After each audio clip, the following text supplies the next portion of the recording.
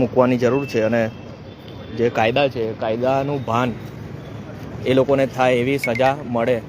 એવી લોક માંગણી હવે ઉઠી છે।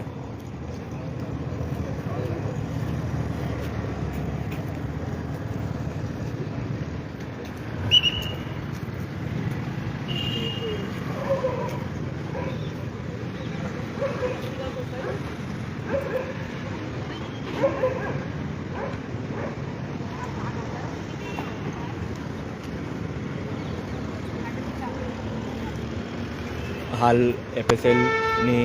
જે ટીમ છે એ ટીમ પણ અહીંયા આવી પહોંચી છે અને